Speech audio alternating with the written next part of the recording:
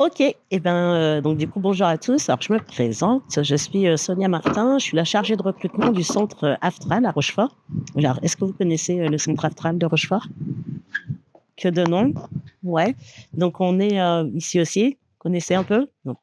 Donc on n'est pas très loin, quand même, une petite, demi-heure d'ici. On est, le premier centre de formation, transport et logistique, en France. On a la chance du coup d'avoir une unité, à Rochefort et on a, à Rochefort, on forme toutes les personnes sur les métiers transport et logistique avec un niveau, jusqu'au bac et ensuite à La Rochelle, on a une, seconde école qui s'appelle l'ISTELI où on forme des, personnes avec, plutôt un cursus bac plus pour former des encadrants du transport et de la logistique. Donc on va revoir un petit peu tout ça ensemble.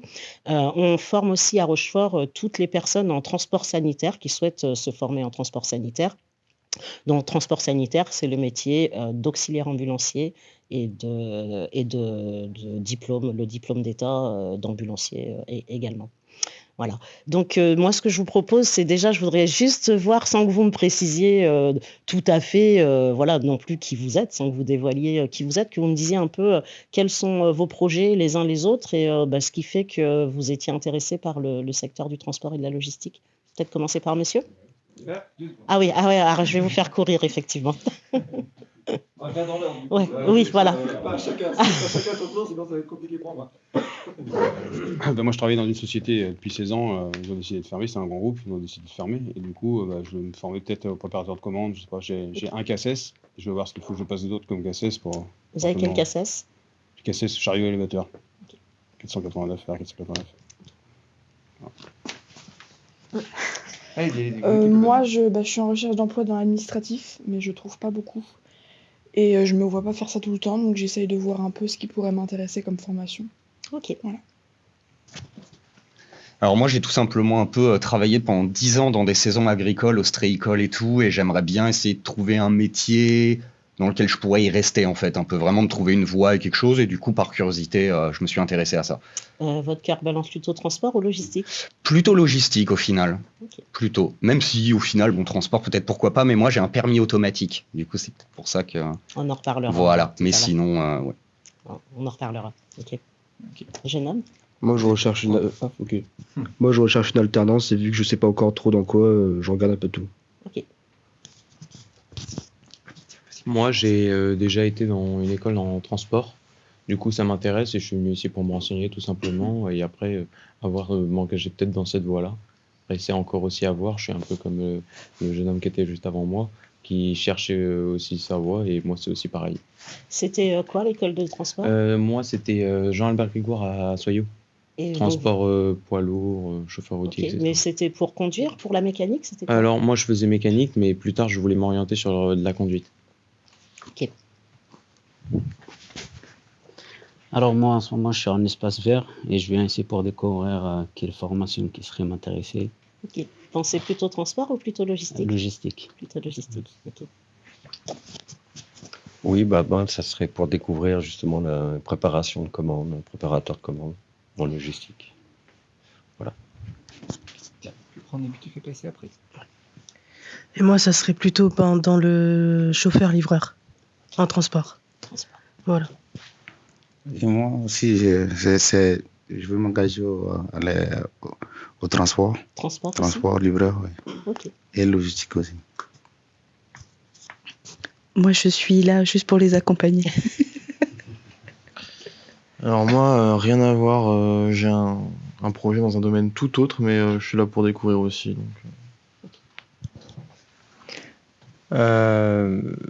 Moi, je suis alors depuis peu en auto-entreprise et si jamais mon entreprise marche comme je veux, oui, effectivement, pour découvrir aussi un petit peu tout ce qui est autour du transport de matériel et de la logistique. Parce que en fait, l'entreprise nécessitera que je me déplace un peu partout avec mon matériel. C'est quoi votre projet, l'entreprise? C'est de la production de vidéos. Ok. Voilà, donc autant pour les particuliers que pour les entreprises. Donc effectivement, si je dois transporter tout mon matériel, autant que je vienne ici pour prendre un petit peu. Vous voyez grand, donc vous voyez transporter dans un poids lourd peut-être. Alors dans un poids lourd, je sais pas, mais... Ok, très bien. Ok, merci à tous. Donc du coup, moi ce qu'on va voir ensemble, c'est un petit peu. Alors je passe sur les chiffres de l'Aftral et de l'Istelli, hein. Ce que je voulais surtout attirer votre attention sur le rapport à l'emploi, parce que le secteur du transport et de la logistique, c'est vraiment des secteurs où vous pouvez assez rapidement avoir un emploi quand vous y êtes formé. Il y a des formations courtes, des formations longues. Donc selon vos parcours et selon vos envies, vous pouvez vous orienter vers l'une ou l'autre de ces voies. Sans oublier, là je vous donne juste l'exemple par exemple de l'Institut de formation des ambulanciers. Vous voyez, si on regarde les statistiques France Travail, pour 310 offres d'emploi, vous en avez seulement 100 de pourvus. Vous avez 100 demandeurs d'emploi seulement. Et c'est un peu pareil dans tous les secteurs. Alors je ne sais pas si j'ai les autres. Non, j'ai pas les autres, mais c'est un peu pareil dans tous les secteurs, que ce soit le secteur de la logistique comme le secteur du transport. Le secteur du transport, en ce moment, connaît un petit ralentissement quand même, hein. On sait que les transporteurs sont en difficulté, mais malgré tout, il y a quand même beaucoup d'emplois, donc c'est un secteur très attractif et c'est aussi pour ça qu'on vient autant le présenter. Donc nous, ce qu'on propose à l'Aftral et à l'Istelli, donc, c'est de travailler autour de tout ce secteur que vous voyez là. Alors je vais aller vous détailler un petit peu ça. Donc nous, notre métier, c'est de former à tout ce qui est stockage et manutention. Là, pour vous, on est sur le transport, la logistique. Quand on est en stockage et manutention, on est sur de la logistique. Parce que très souvent, en fait, les gens, quand on leur demande ce qu'est la logistique, ils ont une idée très, très vaste de ce que peut être la logistique. Est-ce que vous voyez un petit peu ce que c'est, si vous aviez des métiers à citer dans le secteur de la logistique? Alors attention. J'ai été, entre autres, préparateur de commandes. Ouais. Et puis j'ai aussi travaillé dans une entreprise de vente de matériel, on va dire. Et donc oui, la logistique, je faisais ça quasiment toute la journée. Ok. Est-ce que vous connaissez d'autres métiers, d'autres en logistique?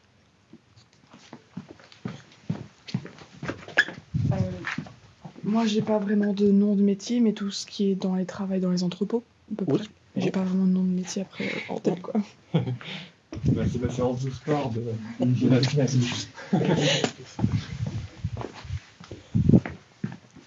Peut-être vous passer le truc et puis vous me le redonner à la fin. Alors, je pense que ça rentre dans la logistique, mais j'ai été agent de quai pour une agence de livraison. Ouais, ça marche aussi. Donc, tout ce qui est tapis roulant, collier, tout ça. Ouais, ça marche aussi. C'est aussi de la logistique. Et un métier qu'on retrouve beaucoup, qu'on confond parfois avec le préparateur de commandes, justement. Vous en connaissez un autre? Où on conduit des chariots? Élévateur? Alors, magasinier, ça marche. Ouais. Et l'autre, il en manque un dernier. Lequel? Ouais, voilà, cariste d'entrepôt. Donc nous, on forme à tous ces métiers-là. Donc ce sont des métiers où effectivement, l'idée, c'est d'optimiser un entrepôt, de faire en sorte que effectivement la marchandise qui va être commandée. Moi, ce que je dis toujours, c'est qu'aujourd'hui, il n'y aurait pas de commerce sans transport et encore moins sans logistique, puisqu'à chaque fois que vous passez une commande, on fait tout ça maintenant, hein, on commande tous sur nos ordis. À chaque fois que vous passez une commande, finalement, la logistique, c'est tous les acteurs qui vont être entre le moment où la commande est passée et le moment où vous allez la recevoir.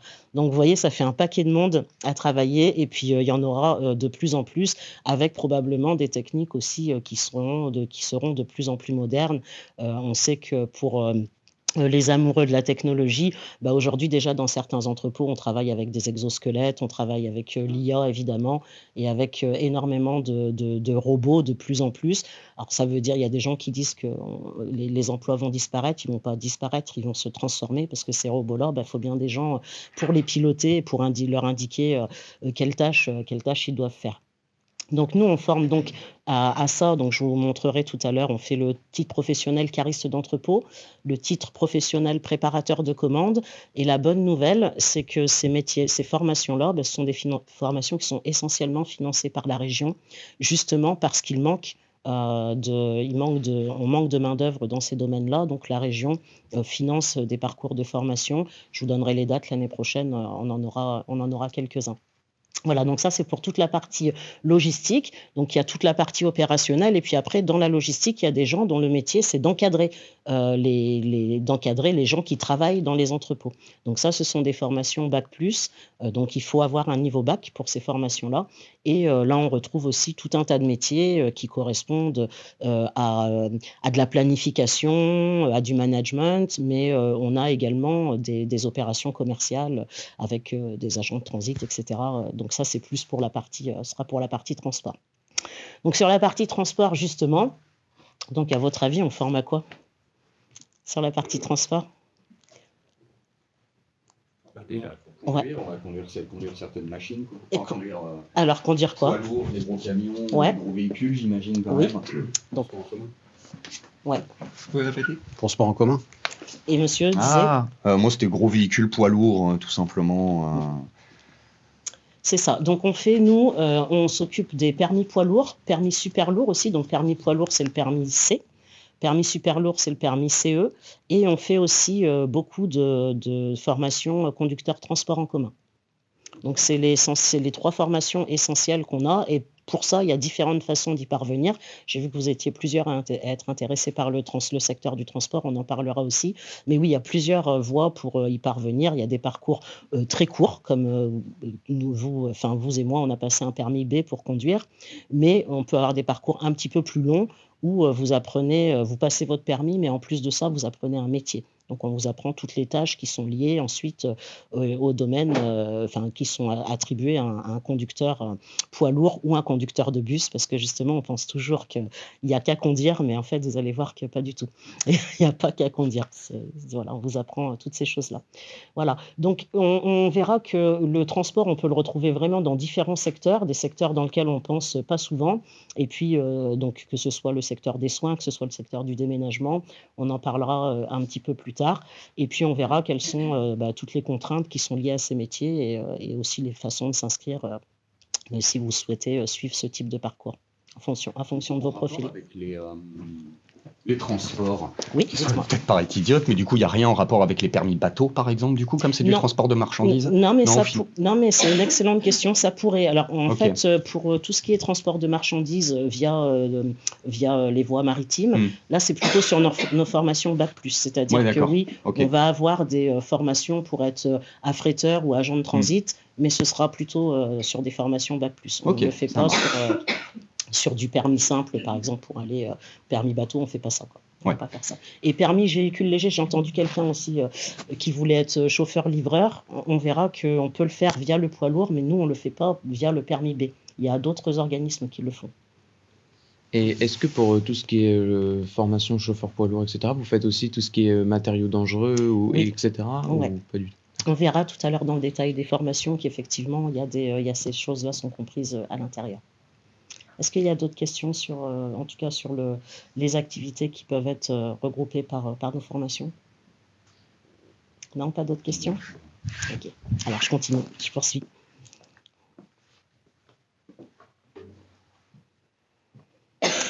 Voilà, alors se former au métier du transport, alors c'est ce qu'on a le plus évidemment. L'Aftral, c'est avant tout un centre de formation transport. Donc effectivement, on a des sessions tout le temps autour du transport de marchandises. Donc, comme je vous disais, vous avez le permis C qui permet de conduire un poids lourd. Donc, c'est conduire un poids lourd, pour simplifier les choses, on va dire, sans véhicule articulé. Voilà. Quand vous êtes sur un gros véhicule sans articulation, vous êtes sur un permis C et vous êtes sur un permis CE quand vous avez un véhicule articulé.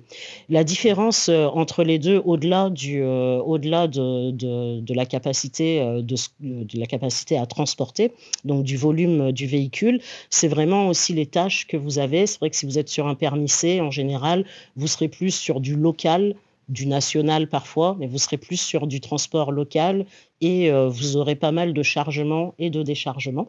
Alors que si vous êtes... Oui, allez-y. Le permis Ici, en fait, celui qui me donné, mais c'est la fille. Oui, ouais. Exactement. On va revenir là-dessus. Donc, juste, je différencie avec le permis CE. Le permis CE, vous allez pouvoir faire du national, de l'international, très souvent. C'est le permis qui est le plus demandé aujourd'hui. Clairement, là, on sonde les transporteurs depuis quelques temps et on voit que d'avoir que son permis C, c'est bien. Mais aujourd'hui, ce n'est pas forcément suffisant. Et le permis C est un préalable au permis CE. Ça veut dire que si vous n'avez pas le permis C, évidemment, vous ne pouvez pas passer votre permis CE. Mais alors, monsieur, il a relevé quelque chose de très important. Peut-être qu'on va pouvoir lui laisser argumenter là-dessus. Je disais que le permis C, en fait, seul, ça ne sert à rien. En fait, il faut passer la FIMO. Enfin, je sais qu'il faut autre chose. Donc, moi, j'ai le permis C et je n'ai pas le droit de conduire pour quelqu'un. Oui, exactement. Comment ça se fait que vous avez votre permis C sans la FIMO ? Parce que j'étais à l'armée, j'ai passé le permis à l'époque. Donc ça, c'est des cas de figure qu'on retrouve très souvent, parce qu'à l'armée, alors je ne sais pas si c'est encore le cas maintenant, mais il y a une certaine époque, l'armée, ça permettait à tout le monde de passer tous ses permis. Non, mais voilà, c'était vraiment chouette, mais par contre, on se rend compte, on a beaucoup de gens qui viennent nous voir maintenant, qui nous disent « moi j'ai mon permis C, mais j'ai pas de FIMO ». En fait, la FIMO, c'est la formation initiale minimum obligatoire pour pouvoir transporter de la marchandise. Si vous n'avez pas la FIMO, c'est super, vous avez votre permis C, vous pouvez faire des tours dans votre jardin si vous voulez, mais par contre, vous ne pourrez pas transporter de marchandises. Alors, il y a des métiers où c'est pas gênant. Par exemple, si vous êtes ostréiculteur, que vous récoltez vos huîtres et puis que vous les chargez ensuite dans votre camion pour les ramener chez vous, on ne vous demandera pas d'avoir la FIMO. Par contre, si vous devez réaliser une opération de commerce pour transporter un produit d'un point A à un point B, là, vous devrez obligatoirement avoir la FIMO. Les permis, finalement, quand vous passez votre permis tout seul, ça veut dire, on parle souvent de permis sec quand on parle de permis passé seul, ça veut dire en dehors d'un titre professionnel, vous passez votre permis comme on passe son permis B par exemple. C'est 70 heures en moyenne, donc c'est très court, c'est très rapide. Mais la FIMO, c'est 140 heures. C'est la FIMO finalement qui dure le plus longtemps, où on vous apprend toutes les réglementations qui sont inhérentes au transport de marchandises. Donc, quand vous avez votre permis, vous pouvez travailler dans différents secteurs. Donc, ça peut être le secteur des animaux, le secteur du frigo, déménagement, déchets. Enfin, voilà, vous avez tout un tas de secteurs qui sont ouverts à vous. Donc, c'est à vous de bien réfléchir à ce que vous voulez faire parce que, en fonction des secteurs dans lesquels vous êtes, le métier n'est pas le même. C'est pas En fait, il faut sortir de la représentation où souvent, moi, les gens viennent me voir en me disant, moi, je veux être chauffeur poids lourd parce que j'adore conduire. Et moi, je leur dis, alors c'est super d'adorer conduire, mais il faut pas oublier que tous ces métiers-là sont des métiers de service avant tout. Vous êtes là pour rendre un service et vous êtes là pour participer à une opération de commerce. Et ça, c'est très important de l'avoir en tête. C'est-à-dire que certes, vous serez peut-être toute la journée dans votre camion, mais vous ne serez pas toujours... vous aurez toujours des feuilles de mission à respecter, vous devrez respecter des horaires aussi, vous devrez être ponctuel, vous avez tout un tas de contraintes qui sont quand même importantes et ces contraintes, elles sont différentes selon le secteur dans lequel vous travaillez. Si vous êtes conducteur poids lourd dans le TP, il faut que vous sachiez que vous allez avoir peut-être 20% de conduite dans votre journée, le reste du temps, vous serez en TP. C'est très très important de penser à ça parce que nous on le voit avec nos CAP par exemple, on a une formation, je vais vous les présenter juste après, mais on a une formation CAP où on passe les 2 permis et donc c'est une formation qui se passe en alternance, donc souvent les personnes qui entrent en formation doivent choisir une alternance, parfois ils se retrouvent à l'entretien d'embauche et par exemple je prends l'exemple du dépannage, on ne pense pas au dépannage mais les dépanneurs ont besoin de gens qui ont le permis C. Et très souvent, ils se rendent compte, les gens, que finalement, ils vont faire 10% de conduite dans leur journée, mais le reste, en fait, ça va être ou de la mécanique ou du remorquage, mais ce n'est pas forcément de la conduite de ce qu'ils voudraient, eux, à la base. Donc, finalement, il n'y a que quand on travaille avec des transporteurs, vraiment, dont le métier est le transport pur et dur, qu'on fait que de la conduite quasiment toute la journée avec un peu de chargement, de déchargement. Oui ? Et il y a même que les dépanneurs qui ont besoin de permis, parce que moi-même, quand j'étais en garage en mécanique poids lourd, on a très très peu de mécanos qui ont le permis et du coup qui sont obligés de par exemple demander à un collègue à eux de transporter tel véhicule, alors que c'est juste sur quelques mètres. Exactement, mais c'est tout à fait ce genre de problématique-là. Et finalement, nous, on voit souvent les gens s'engouffrent dans la branche du transport parce qu'ils cherchent absolument leur alternance là, mais je leur dis non. Vous avez les entreprises agricoles, les grosses structures agricoles, elles sont aussi très consommatrices de permis poids lourds. Vous avez les sociétés de dépannage, vous avez, comme je disais, les sociétés de travaux publics, terrassement, tout ce qui est terrassement, faire des tours de toupie avec du ciment, avec des gravats. Enfin, tout ça, ça fait partie des métiers qui ont besoin de quelqu'un avec un permis poids lourd. On n'oublie pas les déménageurs. Si vous avez un permis C chez un déménageur, vous savez que là, vous allez faire, c'est la même chose, quoi. Vous allez conduire, certes, mais vous allez devoir à un moment déménager. Donc voilà, bien réfléchir à tout ça non, mais c'est pas anodin. Donc, bien réfléchir à tout ça avant de prendre votre décision et surtout bien regarder dans quel secteur est-ce que vous allez pouvoir travailler. Est-ce que vous avez des questions par rapport à ça? Non? Donc voilà, donc nous ce qu'on propose, on a 2 formules en fait. Alors soit comme je vous disais, vous passez votre permis seul, et on verra ça après, soit vous avez un titre professionnel, conducteur routier de marchandises sur porteur. Donc c'est un titre professionnel où vous passez votre permis C et la FIMO. Voilà, les 2, et vous avez aussi l'ADR, donc les matières dangereuses, comme vous demandiez, qui est compris dedans. Donc c'est vraiment la base des matières dangereuses qui est compris dans l'information. Ça dure pas très longtemps, ça dure 434 heures, donc ça veut dire qu'on est sur 3 mois à peu près. Donc ça, il y a différentes façons de le financer. Soit vous faites de l'apprentissage, ou soit vous avez aussi une fois par an des sessions qui sont financées par la région aussi, même si ça a tendance à se ralentir quand même. Mais c'est souvent la voie de l'apprentissage ou les POEI. Je ne sais pas si vous voyez ce que c'est. Oui. Vous voulez expliquer aux autres ce que c'est? Alors, en fait, vous l'avez expliqué il y a 2 semaines, mais je crois que je sais pas si c'est pas une immersion quand même en entreprise ou quelque chose comme ça, et où après, si ça se passe bien, en fait, on peut décrocher un contrat en alternance ou d'apprentissage. Alors, globalement, ça ressemble... mais vous n'êtes pas très loin. Okay. Donc, la POI, c'est quand une entreprise elle a besoin de conducteurs routiers, par exemple, qu'elle décide de vous former. Donc, c'est elle qui va payer votre formation, c'est elle qui va vous prendre au sein de son équipe. Et donc, en contrepartie, vous vous engagez, enfin, il y a des aides, l'entreprise reçoit des aides également, et en contrepartie, vous vous engagez à travailler pendant au moins 6 mois à l'issue de la période de formation.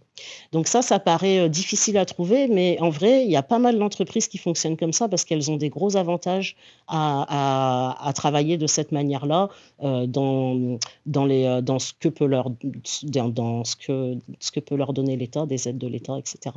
Donc ça veut dire que c'est quelque chose que vous pouvez proposer à un patron ou alors des fois vous pouvez regarder des offres d'emploi où on cherche quelqu'un qui veut se former comme conducteur routier. Vous voyez une offre où ils cherchent des conducteurs routiers, vous pouvez toujours appeler l'entreprise en disant moi j'ai peut-être une autre solution à vous proposer. Nous on en a avec qui ça fonctionne.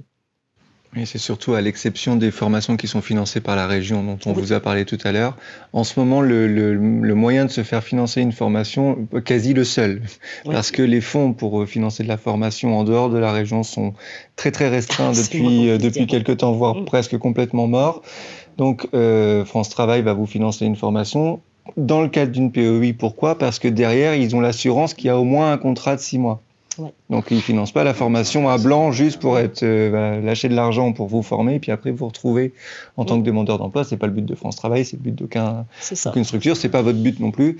Donc la possibilité de se faire financer une formation aujourd'hui, là, en novembre 2025, au moment où on parle, je précise pour ceux qui regarderont la vidéo après, c'est le seul en dehors de la formation financée par la région. Je préfère le préciser. C'est ça. Et voilà, France Travail reçoit aussi, enfin en tout cas l'entreprise, parce qu'il faut que l'entreprise ait un intérêt quand même, au-delà de vous former, de vous intégrer, de vous garder, ils reçoivent aussi une allocation de formation en fait. C'est comme, voilà, ils reçoivent une allocation journalière qui fait que c'est aussi avantageux pour eux. Ok ? Est-ce que vous avez des questions sur ce TP, sur site professionnel ? Donc, ce que moi, je voulais dire par rapport à ça, quand même, c'est que le titre professionnel, ça reste un petit peu une voie royale, en quelque sorte, parce que ce que j'essaie d'expliquer aux gens, c'est que vous pouvez toujours passer votre permis de façon isolée. Moi, je passe mon permis C, tranquille, tout seul. Je passe ma FIMO, tranquille, tout seul, et ensuite, je vais chercher du travail. Ben, c'est à peu près la même chose que d'avoir son permis B et de vouloir être chauffeur-livreur, en fait. À un moment, ce sont des métiers. Il y a des compétences à avoir, des compétences qui y sont associées, et les titres professionnels permettent de travailler ces compétences. Sur le titre professionnel conducteur routier de marchandises, on va vous apprendre à débâcher un véhicule, on va vous apprendre à lire une lettre de route, on va vous apprendre toutes ces choses-là, en fait, qui sont des choses qui sont inhérentes au métier.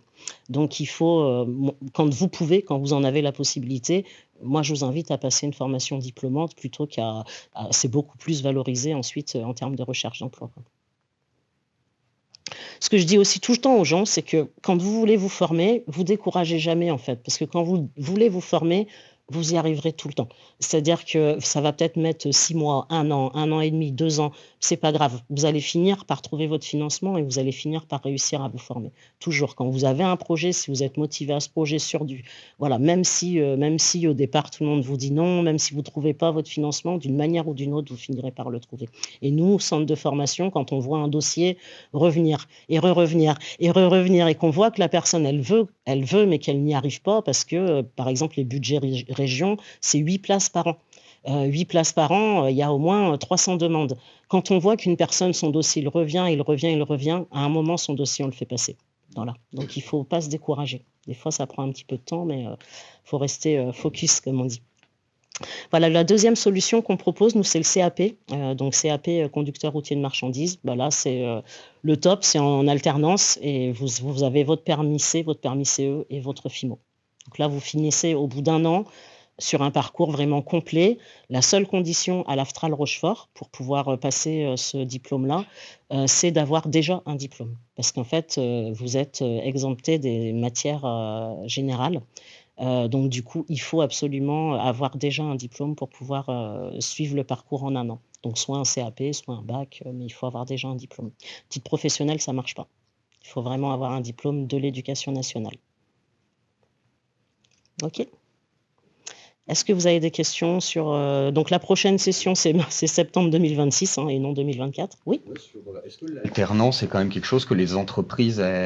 c'est assez ouvert ou pas? Parce que je sais qu'il y a quand même certains, des fois, métiers ou milieux sur lesquels l'alternance est compliqué à accéder. Est-ce que là, ça va? C'est quand même plutôt assez ouvert? C'est très ouvert et je dirais même que, en fait, ceux qui font un CAP conducteur routier de marchandises, c'est les meilleurs pour en trouver, c'est les plus déterminés et ils se font quand même relativement facilement recruter. Là, on a ouvert la session de septembre avec 18 personnes de tous les âges. On a quand même, on va pas se mentir, plus de gens qui ont moins de 30 ans parce qu'il y a plus de facilité à se faire financer. Les entreprises ont plus d'aide, mais on a aussi des gens qui sont en reconversion et qui ont réussi à trouver une alternance aussi. Ce qu'on fait nous, et je vous l'expliquerai tout à la fin, puisque à la fin ce sera la partie recrutement, c'est qu'évidemment que comme c'est une formation qui dure 1 an, on a forcément un réseau. C'est-à-dire que des fois les gens sont gardés, mais des fois les gens arrêtent ou vont vers d'autres horizons. Donc forcément, tous les ans, on a des employeurs qui cherchent des alternants. Donc une fois que le parcours de recrutement est terminé chez nous, on vous accompagne à trouver votre alternance, jusqu'à ce que vous la trouviez. Voilà. Mais moi, je trouve que globalement, conducteur routier de marchandises, c'est certainement l'alternance qui est la plus facile à trouver de toutes nos alternances à nous. D'accord. Voilà. Et on a des vrais patrons qui, sur le territoire, qui ont l'alternance chevillée au corps. J'espère que ça va durer, parce que là, j'entends des choses. Là, j'ai entendu des choses ce matin à la radio. Ah bon? Ça fait peur. Ouais, les allègements de charges et tout, il se peut que ce soit terminé. Et là, je me dis, on va avoir un vrai problème, je pense. Possible. C'est possible. Oui. Moi, ce que je me demandais, c'était pour le CAP, pour les prérequis, il ne faut pas le permis B? Il ne faut pas être titulaire du permis B Si, mais ça paraît. Je pense que ça n'a pas été mis parce que ça paraît. Non, il faut le permis B. Alors, je pense que ça a été fait parce que sur le centre, en fait, c'est une documentation Aftral générale. Et sur le centre de Poitiers, par exemple, vous pouvez venir sans votre permis B. Ils prennent à partir de 16 ans. Nous, c'est 18 à Rochefort. Mais à Poitiers, par exemple, et sur d'autres centres Aftral, ils prennent à partir de 16 ans. Ils vous font passer votre permis B. Et en fait, ils vous font enchaîner le parcours comme ça pendant 3 ans d'affilée. Et à la fin, matin, vous ressortez, vous avez vraiment tous vos permis, comme à l'armée, quoi, par le permis conducteur de bus. Donc voilà, je pense que c'est pour cette raison-là. Et là-bas, il y a un internat, etc., etc. Donc ça permet d'accompagner des gens plus jeunes, quoi. D'autres questions? Non? Donc voilà, ensuite, on va passer rapidement dessus, mais permis C, permis CE, il y a des sessions tous les 2 mois à peu près à l'AFTRAL. La FIMO, c'est pareil, et la FCO, c'est le recyclage de la FIMO. C'est-à-dire que tous les 5 ans, vous devez passer votre FIMO. Tous les 5 ans. Donc, quand vous repassez votre FIMO, on appelle ça une FCO. C'est pour ça que c'est noté comme ça. Donc voilà pour le transport. Si vous avez d'autres questions, etc., vous n'hésitez pas. Je ferai circuler une feuille à la fin. Vous mettez votre nom, vous mettez vos coordonnées et je vous enverrai des documentations propres à chacune de vos demandes. OK ? Alors, se former au métier du transport de voyageurs, ça c'est un autre gros volet à l'AFTRAL, puisqu'on forme énormément de conducteurs de bus. On a des partenariats avec à peu près toutes les sociétés de bus qui existent sur le territoire. J'ai pas entendu tout à l'heure dans vos projets conducteurs de bus, ça vous intéresse pas trop? J'y ai pas pensé en fait. Pourquoi pas? Oui. Ouais. Oui, enfin, oui. Ok. Quelle représentation vous avez un peu de ce métier les uns les autres? C'est-à-dire, pourquoi vous n'y avez pas pensé? Ou par rapport à ceux qui veulent être conducteurs routiers, par exemple, par rapport à conducteurs de voyageurs, qu'est-ce qui vous embêterait plus ou qu'est-ce qui est un frein pour vous? Moi, je vois pas des... Pas de frein. Moi, je me dis, tant que je suis pas dans une grande ville pour conducteur de bus, je pense que c'est assez agréable. Ok. En fait, c'est ça. J'aimerais pas me retrouver à Bordeaux conducteur de bus, par exemple, moi. Donc, Ouais, ok. c'est seulement ça. Sinon, en fait, c'est vrai que ça a l'air... Oh, il y a un côté qui a pas l'air désagréable, quoi, non plus. Donc, il y a beaucoup de recrutement, hein. Aujourd'hui, c'est vraiment un secteur très, très porteur. D'accord. Alors, souvent, ce qui fait que les gens sont un petit peu réticents, c'est qu'on sait qu'il n'y a pas toujours du temps plein. Ça peut souvent être des activités à temps partiel. De moins en moins, les compagnies de transport essayent de travailler ce sujet-là et de faire en sorte que les gens soient planifiés sur l'ensemble d'une journée, mais ce n'est pas toujours le cas. Mais parfois, pour des gens qui sont auto-entrepreneurs, donc qui ont une activité qui démarre, ça peut être une super solution parce que du coup, ça permet de travailler le matin de bonne heure, et par exemple sur du transport scolaire, hein, je pense à ça évidemment, le matin de bonne heure et ensuite en fin d'après-midi. Ça veut dire que tout le reste de la journée, vous êtes libre de travailler votre activité, comme vous le souhaitez. Ok. Donc ça fait partie des choses auxquelles on peut penser. Vous avez un permis B? Pas encore? Pas encore, si c'est en projet, on va dire. Ok. Voilà. Moi, j'en parle comme ça. Mais en tout cas, actuellement, il y a un gros recrutement qui se passe, si jamais ça vous intéresse, ou si vous connaissez des personnes qui peuvent être intéressées. Il y a un gros recrutement qui va se passer... Elle va pas me laisser tranquille. Il y a un gros recrutement qui va se passer justement en POEI cette fois. C'est Yellow Mobilité à La Rochelle. Alors vous êtes un petit peu loin, vous êtes de ce territoire-là, mais chaque année, il y a des recrutements qui se passent aussi sur Saintes, sur Saint-Jean-d'Angély, sur Cognac. Il y a des recrutements aussi sur cette partie du territoire, où là, on est sur un recrutement où vous avez la formation, la démarre en décembre, par exemple, enfin en janvier, pardon, et se termine en avril, et à l'issue, donc Yellow Mobilité vous recrute pour 6 mois comme conducteur de bus à La Rochelle, et plus si affinité, évidemment. Donc voilà. Donc pour ceux qui ne veulent pas travailler en ville parce qu'ils trouvent ça peut-être parfois trop pénible, vous pouvez être conducteur de bus sur du tourisme. Alors en général, il faut avoir quand même un peu de bouteille. Sur du scolaire, comme je vous le disais. Sur de l'interurbain aussi, ça veut dire relier les villes, toutes les petites villes d'un territoire. Ou encore sur de la navette aéroportuaire ou des choses de ce type-là. Donc, si vous avez des questions sur ça, il ne faut surtout pas hésiter à venir me les poser aussi sur toute la partie conducteur de bus. Je reviens juste sur une chose concernant le bus, c'est comme le transport routier de marchandises, c'est avant tout un métier de service. Donc évidemment, quand on conduit son bus, on est obligé de parler à des gens, on est obligé de gérer des conflits, on est obligé de faire du rendu de monnaie. Voilà, on n'est pas que sur de la conduite. Donc, c'est vraiment, il faut avoir ça en tête. Sur la partie métier de la logistique, donc on en a parlé déjà pas mal. Donc on fait tous les CACES c'est individuellement, comme peut avoir monsieur par exemple. Et puis donc les CACES les plus demandés, hein, c'est les 1, 3 et 5. Je pense que vous connaissez ces CACES-là. On vous a déjà demandé des CACES en recherche d'emploi? Ça vous est arrivé d'être bloqué par rapport à ça? Non, pas non plus. Bon, parce que souvent, c'est quelque chose qu'on peut vous demander dans les entreprises. Donc le CACES 1, qui c'est qui veut dire? Monsieur, le CACES 1, 1A, c'est celui que vous avez, je pense? C'est 3, moi. Vous avez le 3? Ouais. D'accord. Un, c'est un chariot électrique. Voilà, c'est un CACES, un chariot de base. Le Après, CACES 3, Ça, c'est le chariot élévateur standard. ouais. Après, le Et 5, celui c'est qui est sur en le crabe, côté. là, voilà. Alors, C'est le 5, ça. le 3 peut être en crabe aussi. Ah, bah, moi, j'ai Et le 5, c'est celui qui monte jusqu'à 6 gerbe. mètres. Voilà. Donc ça fait partie, si vous voulez travailler dans les métiers de la logistique, des choses qu'on va vous demander. Donc vous pouvez venir les passer de la même façon que le permis individuellement ou sinon au sein d'un TP. Donc vous avez deux TP principalement à l'Aftral, le TP cariste d'entrepôt et le TP préparateur de commande. Donc on est bien d'accord sur la différence entre un TP, entre un préparateur de commande et un cariste d'entrepôt. Vous voyez bien la différence? Donc, oui, alors allez-y. Les préparateurs de commandes, ils n'utilisent pas de machine. Ils font tout à pied, on va dire. Ouais. Plus ou moins. Ouais. Que les caristes, ils sont obligés d'utiliser des machines. Je pense que c'est aussi une question de quantité, peut-être, et de surface. Alors, c'est surtout, dans ce que vous dites, il y a du vrai, c'est-à-dire que ça dépend de la taille de l'entreprise, en fait. C'est vrai que dans les entreprises de logistique, un cariste peut se retrouver à faire le travail du préparateur de commande et vice-versa en fonction de la taille. Mais effectivement, comme vous dites, en général, un préparateur de commande, il est là pour préparer des commandes, mais il peut quand même utiliser un chariot de base, puisque quand vous faites le TP préparateur de commande, vous passez votre CACES 1A. Enfin, vous l'avez par équivalence en tout cas. Et quand vous êtes cariste d'entrepôt, là, votre métier, c'est vraiment d'aller chercher dans un camion vos palettes, de les décharger, de les ranger, etc.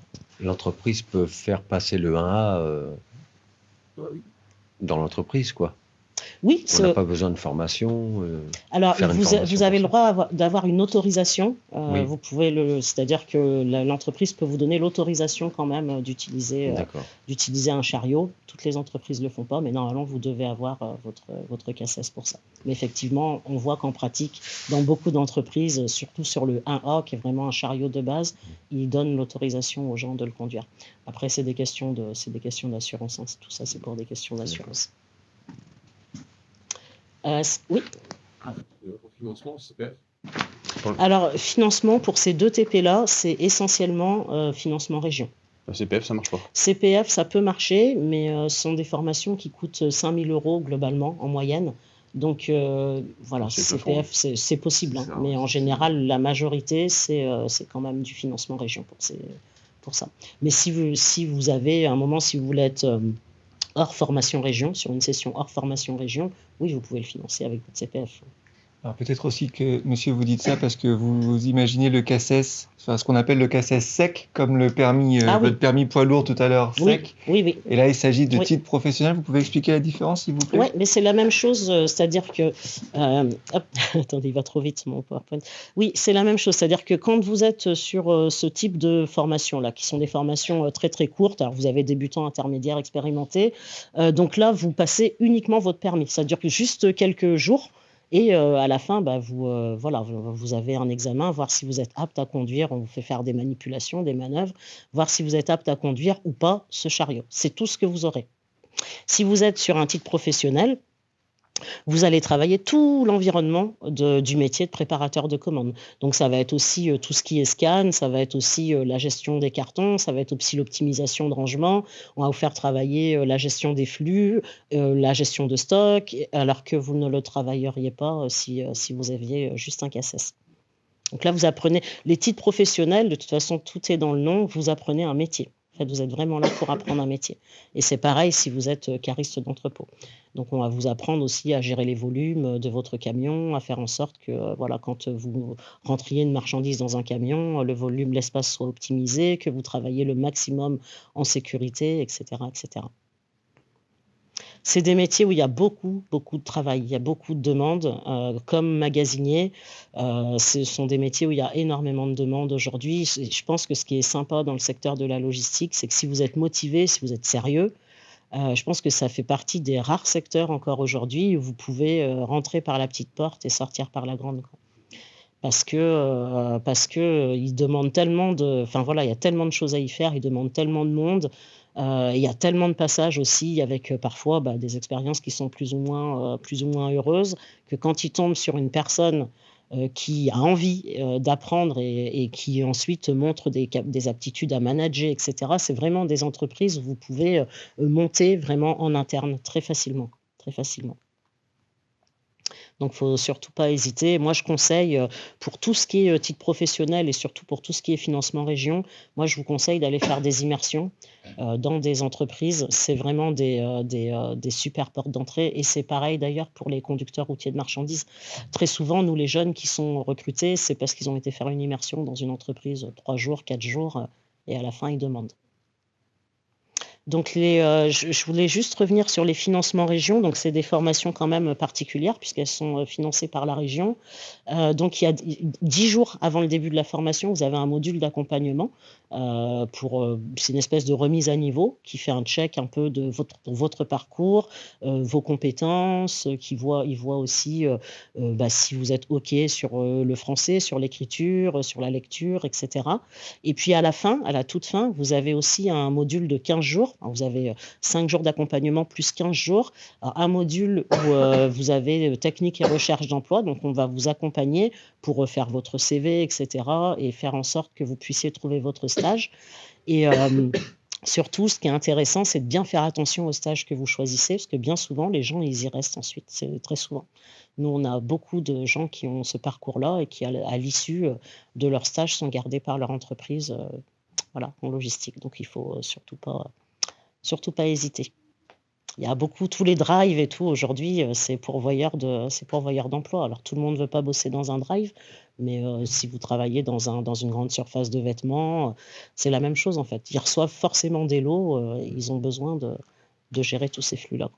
C'est ce que nous disait la DRH du Grand Leclerc, par exemple, parmi les emplois qu'elle va recruter le plus, les candidats vont plus facilement poser des candidatures pour employés libre-service classique ou à la caisse.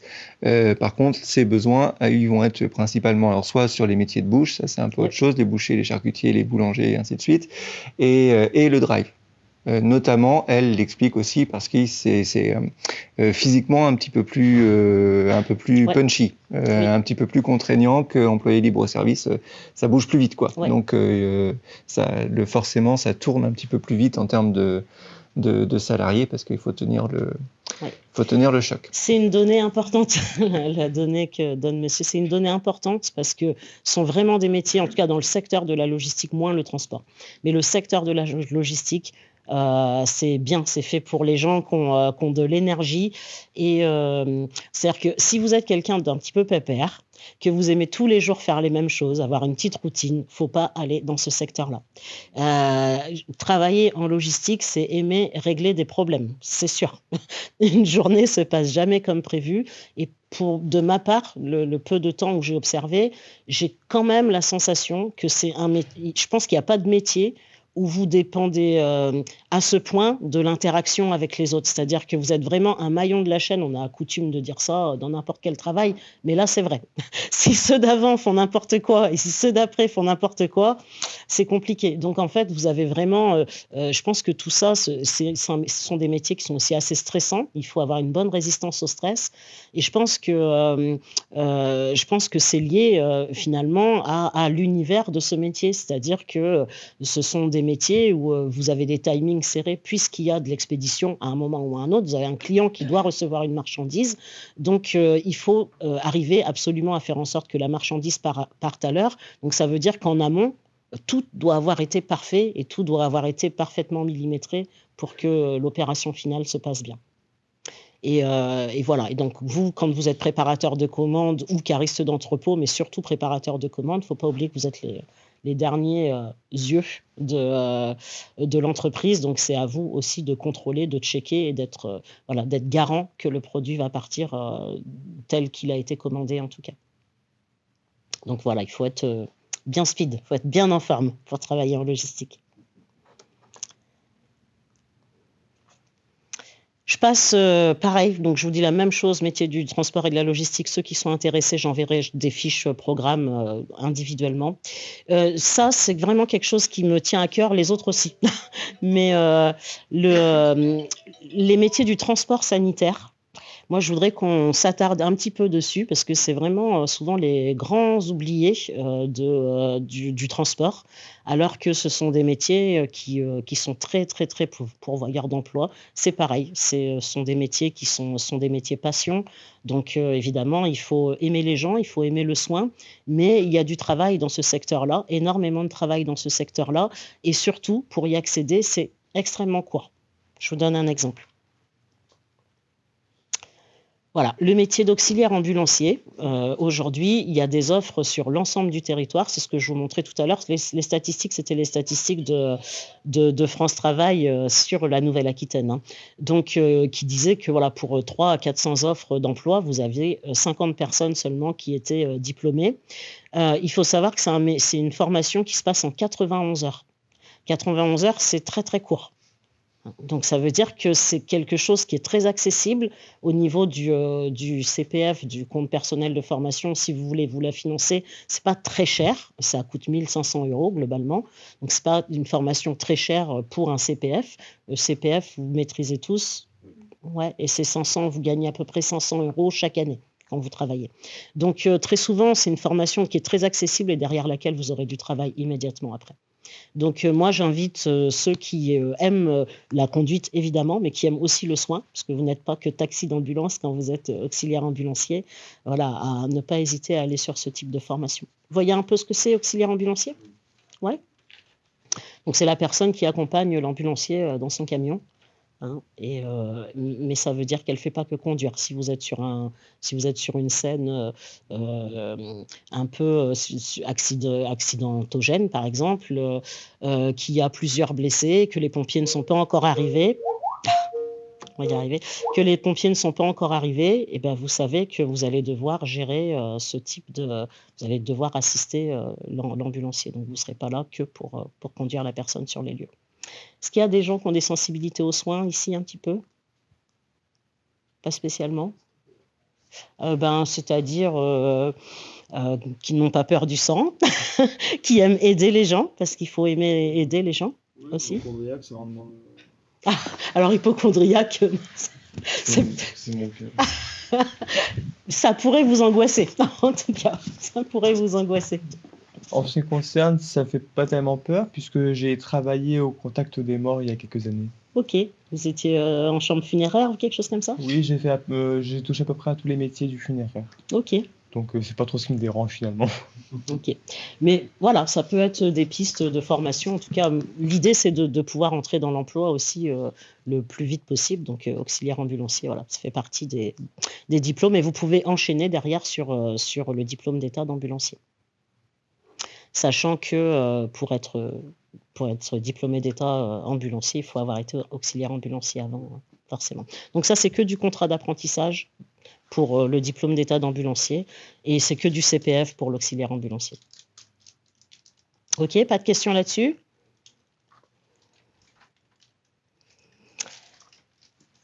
Alors, se former au-delà du bac en transport et logistique. Alors, avant de l'entamer, est-ce que ça intéresse des gens ici, au-delà du bac, sur les métiers de l'encadrement du transport et de la logistique? Alors, donc, on forme aussi à La Rochelle, donc on a un campus qui forme à différentes choses, donc plutôt métier d'encadrement. Alors, je vais vous montrer le type de métier. Voilà, tout ce qui est exploitant, affréteur, agent de transit. Vous voyez ce que c'est? Ouais. Oui, ouais, bof. Donc, ça, ce sont tous les métiers qui sont des métiers de commerce, on va dire, plutôt, au sein du transport. Alors, je vous donne un exemple. Moi, je suis une entreprise, j'ai besoin de faire transporter ma marchandise en Chine, par exemple, puisque c'est très d'actualité en ce moment. J'ai besoin de faire transporter ma marchandise. Ben, vous allez avoir, moi, je vais dire à une personne, je vais appeler un transporteur et je vais lui dire, ben, moi, je veux que ma marchandise, elle arrive dans telle ville. J'ai besoin qu'elle arrive dans 6 jours. Je veux pas d'avion parce que je trouve que c'est trop polluant. Donc je veux un transport écologique et puis j'ai un tout petit budget et je veux pas que ça me coûte plus cher que ça. Et ben vous allez être la personne qui va coordonner l'ensemble de ces opérations. Donc qui va aller chercher des prestataires extérieurs, donc déjà chercher des prix, chercher des prestataires extérieurs pour voir, pour faire en sorte que l'ensemble de mes demandes soient respectées et que cette marchandise arrive bien dans 6 jours pour le prix qui était prévu, etc. etc. Donc voilà, ça fait partie des métiers de commerce. Donc ça, là, on est plutôt sur de l'affréteur ou de l'agent de transit. Et l'exploitant, c'est celui qui va contrôler l'ensemble d'une société de transport. En gros, c'est la personne qui va faire fonctionner toute une société de transport. Donc ça, c'est pareil, c'est des métiers particuliers, ils sont très peu connus, mais c'est pareil, il y a de l'emploi sur ce secteur-là. Moins que dans les autres, mais il y a quand même de l'emploi sur ces secteurs. Donc responsable d'exploitation, voilà, c'est la même chose. Hein. Ça va être, enfin, le responsable, c'est vraiment le big boss de l'entrepôt, là où l'exploitant va être quand même celui qui va gérer, qui va planifier, il va dire, bah, vous êtes transporteur routier, bah, aujourd'hui tu vas aller à Marseille, et en passant par Marseille, pour aller à Marseille, tu vas passer par tel et tel et tel endroit, et qui va gérer les litiges si jamais vous n'arrivez pas dans les temps, etc., etc. En logistique, on a la même chose à peu près. On a des chefs d'équipe logistique, donc qui vont gérer des entrepôts, qui vont gérer des équipes de magasiniers. Donc, vous voyez, pour 430 offres d'emploi, vous avez 100 demandeurs d'emploi qui peuvent correspondre au profil. Voilà pourquoi ce sont des formations qui sont importantes. Et j'en passe, hein, mais il y en a. Voilà, il y a responsable logistique, pareil, où on va gérer tous les flux d'un entrepôt. Donc, je vous montre juste les formations qu'on a, nous, par rapport à ça. Donc, à La Rochelle, on a 3 formations, donc gestion des transports et logistique associés, donc qui correspondent au métier dont je vous parlais tout à l'heure, donc agent de transit, affréteur, exploitant, sont des Bac+2 en alternance uniquement et qui durent 2 ans. Vous avez le technicien supérieur en méthode et exploitation logistique. Donc là, en gros, c'est le chef de tous les magasiniers, gestionnaire des stocks. C'est pour avoir des métiers quand même où on est dans l'opérationnel, mais on a quand même une certaine hauteur. Moi, j'ai coutume de dire, technicien supérieur en méthode et exploitation logistique, c'est à peu près 80% d'opérationnel, donc 80% en entrepôt, 20% dans les bureaux. Et gestion des transports et logistique associés, là, on est sur l'inverse. On est 80% dans les bureaux, 20% en entrepôt. Donc souvent, c'est ce qu'on demande quand quelqu'un vient se présenter. On leur dit, mais qu'est-ce que vous voulez exactement? Est-ce que vous voulez un travail où vous êtes à la planification, à l'organisation et vous êtes dans un bureau? Ou est-ce que vous voulez être sur le terrain quand même? Et on a en Bac+3 le responsable en logistique, comme je vous disais. Là, c'est pareil, en logistique, il y a toujours de l'opérationnel, donc il est quand même un peu sur le terrain, mais ça va plus être pour vérifier que toutes les instructions qu'il a passées ont bien été respectées. Est-ce que vous avez des questions par rapport à ces parcours? Oui. Je vois que dans les prérequis, oui. Il y a écrit qu'il faut être titulaire d'un diplôme ou d'un titre de niveau 4. C'est quoi? Il faut être titulaire d'un bac, en fait. Ah oui, peu importe lequel. Oui, peu importe lequel. Peu importe lequel. On n'a pas d'attente par rapport à ça. Donc pour le parcours de recrutement, je vais en parler juste après. Mais voilà, c'est vraiment peu importe quel bac. Et moi, je dis aux gens que le commerce international, puisque tout le monde veut faire commerce international aujourd'hui, le commerce international, c'est le transport et la logistique, quoi. Sans transport et sans logistique, il n'y a pas de commerce international. Donc souvent, on voit des gens, ça paraît évident, mais donc souvent, on voit des gens qui partent sur des filières commerce international, et puis on les voit revenir, après le Bac+2, ils reviennent se spécialiser dans le transport. On leur dit, on ne perd jamais de temps à faire des études, mais voilà, de fait, il y a en transport et en logistique, vous êtes en commerce international. Voilà, donc toutes les rentrées se font en septembre. Le bac plus 3 dure 1 an, les autres durent 2 ans.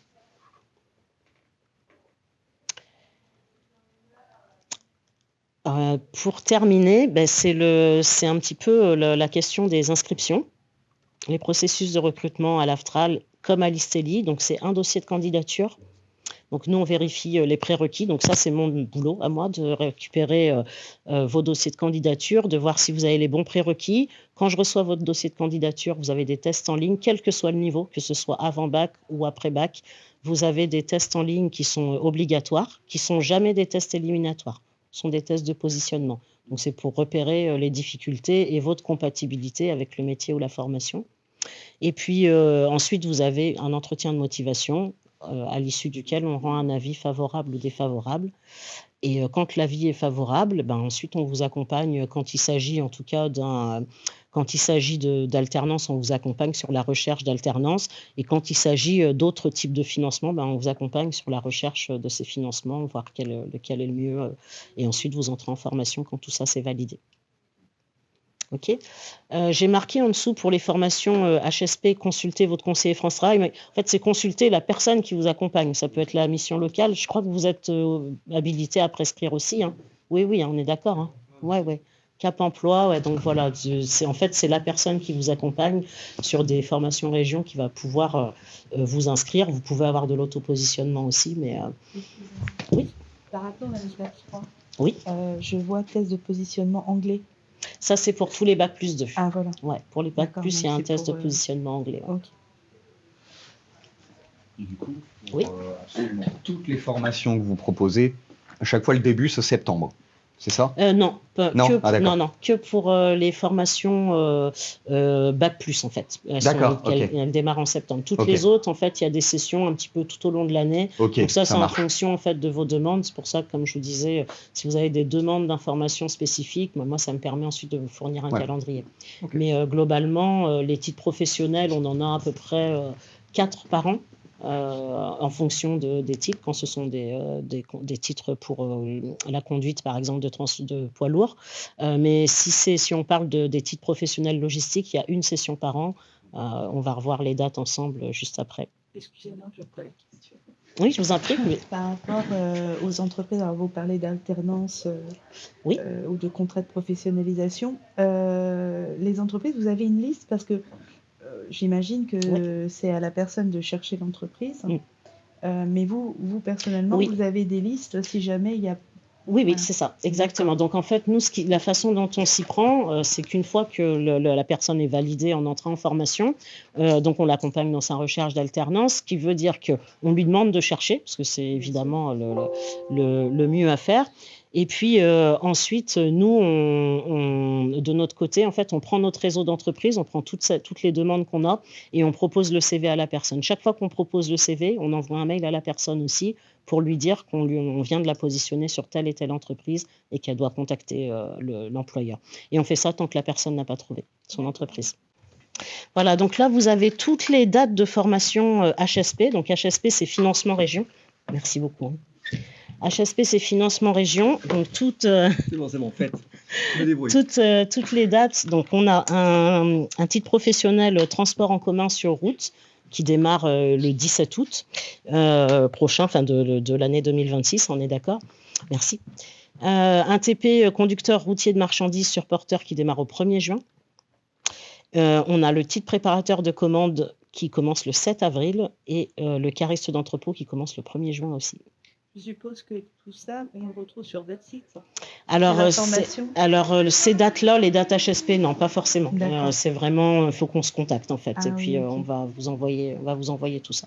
D'accord. Voilà. Est-ce que vous avez des questions? Oui. Je vous en prie. Comment on fait pour s'inscrire pour préparateur de commande? Alors, donc pour préparateur, pour toutes ces formations, toutes celles que vous voyez là, en fait, L'inscription, je mets deux. L'inscription se passe de la même façon, c'est-à-dire que en fait, vous nous contactez, on est le premier contact pour nous dire que vous êtes intéressé par cette formation. On vous envoie un dossier de candidature, vous en parlez à votre conseiller, pareil, en fonction du projet que vous avez, du statut également que vous avez. Et ensuite, c'est vraiment votre conseiller qui vous positionne sur la plateforme. En fait, il y a une plateforme pour s'inscrire et c'est vraiment le premier arrivé, premier servi. Donc il faut être au taquet, hein, parce que sur les formations conducteur routier de marchandises, en 2 heures en général, il n'y a plus de place, quoi. C'est bien que vous le disiez parce que ça permet d'expliquer au public, notamment sur des formations où il y a beaucoup de demandes comme les poids lourds et les formations transporteurs et tout ça. Il y a beaucoup de gens qui veulent cette formation-là. Donc forcément, dès que le feu passe au vert, vous pouvez être sûr que là, c'est le rush, quoi. C'est ça. Et c'est pour ça que pour les formations pour service en restaurant, c'est pas le rush. Hein. Par contre, vous pouvez y aller. Là, par contre, pour boucher, si vous voulez, là, c'est bon. Les conditions sont pas les mêmes. Mais c'est pour ça qu'en fait, quand je vous dis, c'est bien de nous prévenir avant et de nous envoyer votre dossier, parce que moi, qu'est-ce que je vais faire? Quand vous allez me dire, moi, je veux absolument faire la formation préparateur de commande, je vais vous rappeler en vous disant, est-ce que vous pouvez, s'il vous plaît, me donner, et c'est dans notre dossier de candidature, et c'est pour ça qu'on fait ça, est-ce que vous pouvez nous donner les coordonnées précises de votre conseiller? Pourquoi? Parce que quand les inscriptions seront ouvertes, au lieu d'envoyer le mail uniquement au responsable formation, nous, on va l'envoyer à votre conseiller en direct, et comme ça, votre conseiller il est au courant tout de suite et il vous positionne. C'est pour ça que je disais ça. Et c'est très important. Donc là, en termes de réactivité, et effectivement, alors surtout sur conducteur routier de marchandises, oui, on a des frustrés tous les ans, les gens sont énervés, et voilà, moi je les comprends, et en même temps, comme j'explique, la région, elle est là pour financer des formations sur des secteurs en tension. Or, par exemple, le secteur du transport, comme je vous disais tout à l'heure, n'est plus autant un secteur en tension qu'il l'a été jusque-là. Donc évidemment, on va voir baisser de plus en plus les formations. La région, elle n'est pas philanthrope, hein, elle est là pour venir s'ajuster aux besoins du marché, ce qui est logique. Donc je pense qu'on pourrait demain voir de plus en plus de demandes, en tout cas de financement sur de la logistique, parce qu'il y a des gros besoins, et peut-être un petit peu moins sur le transport, même si les deux secteurs vont l'un avec l'autre. Est-ce que j'ai répondu à toutes vos questions, ou est-ce que vous pouvez y aller, hein, n'hésitez pas, hein. Je suis là pour ça. Donc voilà, mais je répète encore, comme je vous disais tout à l'heure, si vous avez des projets de formation, gardez-les en tête, vous ne laissez pas abattre par le premier obstacle, parce qu'à un moment ou à un autre, vous réussirez d'une manière ou d'une autre à trouver le financement qui vous permettra d'accéder à votre formation. C'est la clé, pour moi, la formation, c'est la clé de l'entrée en emploi aujourd'hui. Et il ne faut pas croire qu'il n'y a que des jeunes qui se forment.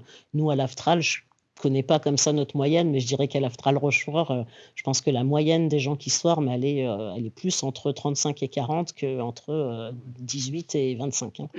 C'est-à-dire qu'aujourd'hui, on a la chance d'être dans un pays où on peut se former tout au long de sa vie. Tout au long de sa vie. On peut rebondir, et donc c'est important. Et puis ça me permet d'aborder aussi la question du handicap. Moi, je suis référente handicap à l'Aftral. C'est pareil, des fois on peut se dire le secteur du transport et de la logistique n'est pas forcément compatible avec le handicap. C'est faux. En fait, nous, on intègre des gens qui ont une reconnaissance travailleur handicapé ou pas d'ailleurs, tout au long de l'année. Et il y a toujours des adaptations et des dispositions possibles. Donc voilà, si jamais c'était votre cas à un moment ou à un autre, n'hésitez pas, ou que vous rencontrez une difficulté d'apprentissage, on est là aussi pour accompagner tous les parcours. Donc, voilà. Après, il y a des handicaps qui ne permettent pas forcément de travailler dans le transport. Eh bien, dites-moi, je vous écoute. Paraplégie peut-être nous, en fait, on a la chance d'avoir un camion handi-truck qui permet à quelqu'un qui a une paralysie d'un bras ou à qui il manque une jambe de conduire quand même. Et pour les maladies un peu plus mentales comme moi, par exemple, l'agoraphobie? Alors ça dépend, vous avez une reconnaissance par rapport à ça? Non, mais j'ai pas ouvert, mais... C'est pas une obligation. Nous, en fait, dans ce genre de situation, on a eu il y a pas longtemps le cas, alors je vais évidemment pas citer de nom, mais le cas d'une personne qui avait des phobies phobie scolaire, trop de harcèlement. Donc, ce monsieur-là, à un certain âge, ça a été très compliqué pour lui de reprendre la formation, de se retrouver dans une salle. À chaque fois qu'une personne, à l'issue d'une inscription en entretien, ça sert à ça aussi l'entretien de motivation, c'est le moment où il faut dire ce genre de choses. En fait, on déclenche un entretien qui est un entretien formalisé, où on recueille toutes les difficultés que vous rencontrez, et ensuite on rencontre l'équipe pédagogique, la direction, et on voit ce qu'on peut faire pour mettre en place des solutions. Et en général, on en trouve. Mais c'est voilà, il n'y a pas longtemps, on a envoyé une jeune fille qui voulait être auxiliaire ambulancier, faire une immersion également, alors qu'elle avait une surdité profonde. Enfin, tout est possible. Quand c'est pas possible. Mais l'idée, c'est de faire tout ce qu'on peut pour que ce soit possible. Des fois, il y a des issues qui sont négatives parce que c'est vraiment pas possible. Mais voilà, dans la mesure du possible, on essaye d'étudier toutes les solutions.